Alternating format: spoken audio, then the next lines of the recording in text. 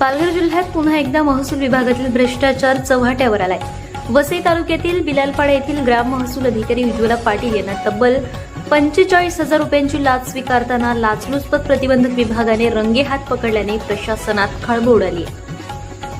Room बांधकामाचा पंचनामा न करण्यासाठी 45,000 तर माती भरणी प्रकरण दाबण्यासाठी तब्बल 1.5 लाखांची मागणी, असा एकूण 1,95,000 रुपयांचा लाचेचा आरोप या प्रकरणात समोर आलाय।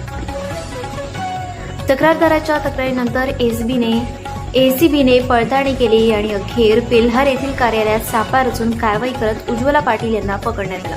मात्र या कारवाईनंतर आता सर्वसामान्य नागरिकांमध्ये संताप व्यक्त होतोय, कारण तलाठी, सर्कल, ग्रामसेवक आणि महसूल विभागातील काही अधिकाऱ्यांनी वेगवेगळ्या कारणांनी नागरिकांकडून पैशांची मागणी करत असल्याचे आरोप वारंवार होत आहेत। पालघर जिल्ह्यातील काही कोतवाल आणि महसूल कर्मचाऱ्यांनी कुबेरालाही लाजवेल इतकी संपत्ती जमवल्याची चर्चा आता उघडपणे होऊ लागली। सरकारी जागेवर बिनधास्त बांधकाम करा, फक्त हप्ते पोहोचवा, असा गंभीर आरोप काही भागातील नागरिकांकडून केला जातो। तलाठी, मंडळ अधिकारी आणि स्थानिक महसूल यंत्रणेच्या कथित संगनमतामुळे अतिक्रमण आणि अवैध बांधकामांना खतपाणी मिळत असल्याची चर्चा रंगू लागली आहे।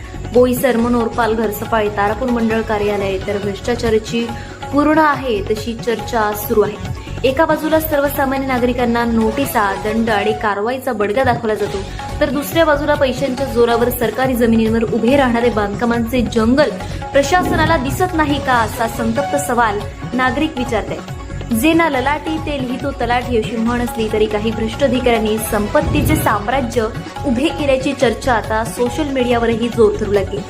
पकडले तर चोर, नाही तर साव, अशी संतप्त प्रतिक्रिया नागरिक व्यक्त करतात। लाचलुचपत विभागाने कारवाई केली खरी, पण पकडलेले गेलेले अधिकारी काही वर्षांनी पुन्हा सेवेत कसे दिसतात? कडक कारवाईचा अभावच भ्रष्टाचाराला खतपाणी घालतोय का, असा सवाल आता उपस्थित केला जातोय। महसूल विभागातील काही कर्मचाऱ्यांच्या वाटत्या संपत्तीची चौकशी होणार का? अवैध बांधकामांना संरक्षण देणाऱ्या अधिकाऱ्यांवर कारवाई होणार का, की पुन्हा एकदा चौकशीच्या नावाखाली फायली दाबल्या जाणार, अशी चर्चा पालघर जिल्ह्यात रंगू लागली आहे। दरम्यान या प्रकरणी भ्रष्टाचार प्रतिबंधक कायद्यान्वये गुन्हा दाखल करण्याची प्रक्रिया सुरू असून पुढील तपास एसीबीकडून केला जातोय। पालघर जिल्ह्यातील महसूल विभागातील भ्रष्टाचाराच्या या प्रकरणामुळे प्रशासन पुन्हा एकदा प्रश्नांच्या भोवऱ्यात सापडलं।